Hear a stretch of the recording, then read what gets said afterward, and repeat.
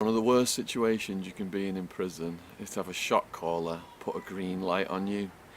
He could green light to have you smashed, shanked, stabbed to death, killed, or they could just green light you to be rolled up, which means you got to get your belongings and get the hell off the yard before you get attacked. Now, I was green lighted by a shot caller back when I was in Arizona Department of Corrections. I was writing a blog exposing the human rights violations, and most of the prisoners supported what I was doing. My cellmate, Long Island, he said, hey, something that will be really interesting to the public is if you write a blog about how the prisoners are making syringes themselves from items you can buy from the inmate store. Now, I never ever mentioned anyone's names in my blogs without their permission, and I only use nicknames. So I thought if I just write generically about how prisoners are making these syringes, not naming anybody, it wouldn't get me in any trouble. The guards knew about it, the prisoners knew about it. I just figured, hey, this is something the public doesn't know. It's going to be interesting for them. It was a big mistake. Anyway, so I wrote this blog entry called Rig Builders, and it was writing this blog that caused me to get a green light put on me by a shot caller. I'll just read you the blog real quickly so you can get an idea of what I did, my mistake. Recently, the traditional methods of procuring syringes haven't been working, so some prisoners are making their own from store items.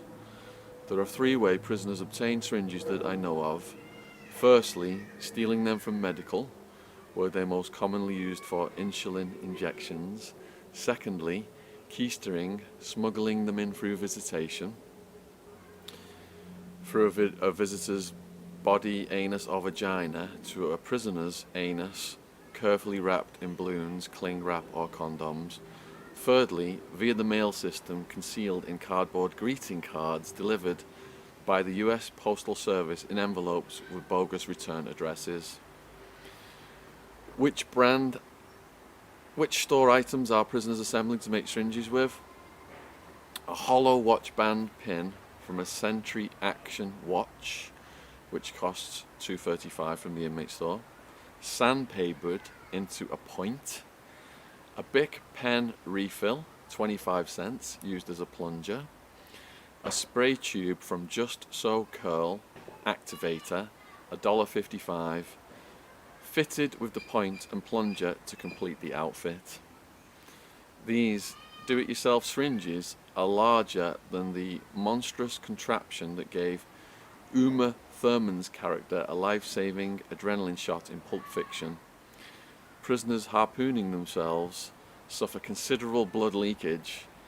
One prisoner with a blood-soaked arm said, I don't know if I'm high from the dope or the blood loss. So I thought that was quite fascinating. It shows the ingenuity of prisoners to buy all these items from the inmate store and to make these syringes.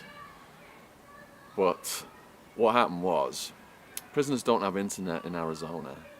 Somebody read this, and a shot caller, not on my yard, but on the next yard over, which was minimum security,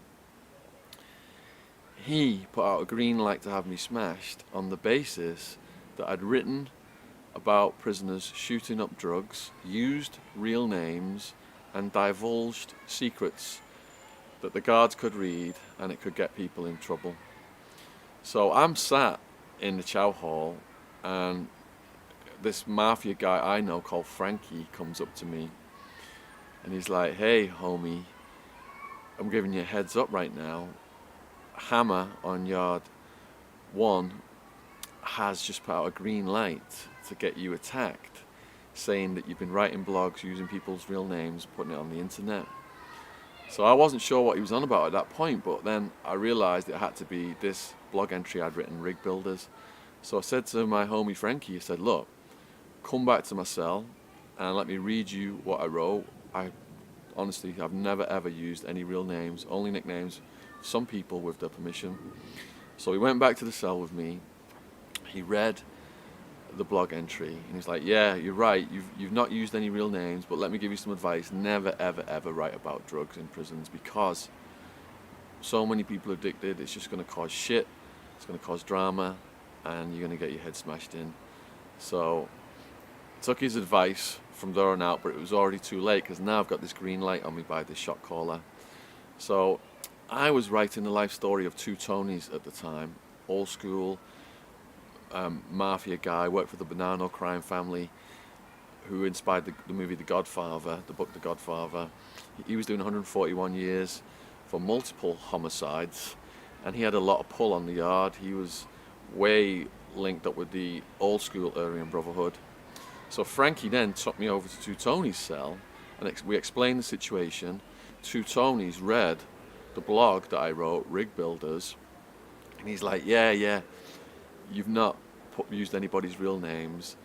Let me work on this and get back to you in a couple of days. I'm going to try and call in a favor and make this go away.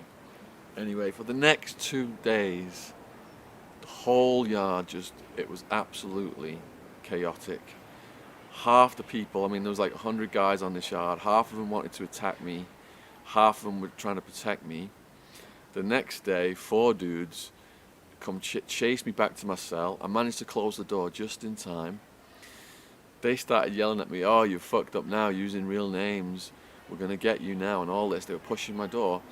They yelled at someone who was outside of the guard's office, tell the guard Atwood wants his door opened, he wants to get out. The guard clicked my door open. They were all pushing it. As soon as I heard it click, I pushed it back, managed to re-shut it, and then they kept doing this, trying to get the guard open, and I had to keep... If they'd have got into my cell, I would have got the absolute shit beat out of me right then, because the green light was in full effect, and Two Tonys hadn't been able to call in his favour yet to get it squashed. So, by luck, honestly, so many things happened by luck. I don't know how I got through all this without any teeth getting knocked out, any bones broken, but by luck, they didn't get into the cell that evening.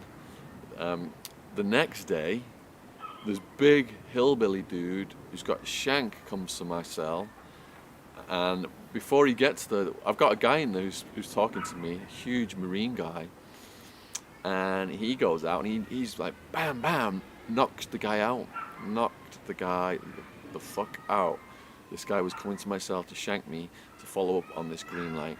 Now this Aryan brother dude, Hammer, he was running the drugs through the whole of this prison.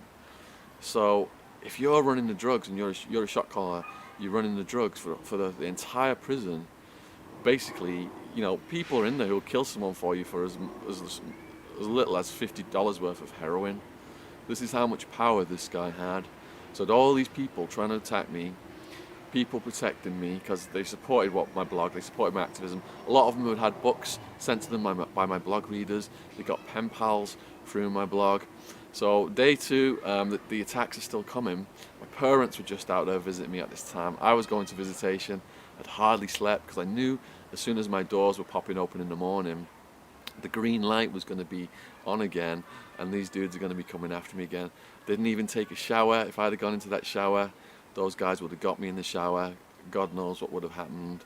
So for 2 days, all of this chaos is going on. Now, in the end, Two Tonys called in a favour, and I went up to talk to the guy on the other yard. I couldn't get into his yard, but I went to his fence with a friend of mine on my yard, and we went up there to talk to him face to face to make sure that the beef was squashed. And I said to him, hey, look, Hammer, I don't use anybody's real names. The blog is to help prisoners. It exposed a lot of the bad stuff that was going on in Sheriff Joe Arpaio's jail. Prisoners have got pen pals, prisoners are getting books sent to them. If I get smashed, I get moved from this yard, I can't help these guys out anymore because the bridge to the outside world would be gone for them. I'll be at a different prison, different yard, different prisoners, helping those guys. So he kind of begrudgingly, he didn't say much, he just acted like, nothing was going to happen to me. It was a bit moody, and then he left. But when I got back, Two Tonys assured me that the green light had been turned off, the beef had been squashed.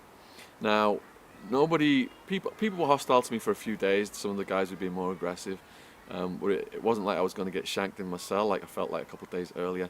So it slowly died down with those guys as well.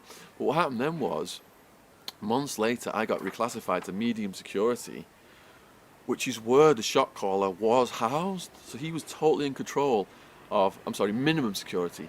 I was in medium security. I was going to get transferred over to minimum security. Minimum security was where the shot caller was housed. So I'm thinking, oh no, putting my head right now into the lion's mouth. This guy, as soon as I get on this yard, you know, he's just going to have dudes smash me. He's going to just give him a bit of drugs and they're just going to smash me. So I got to the yard. I had a brand new cellmate.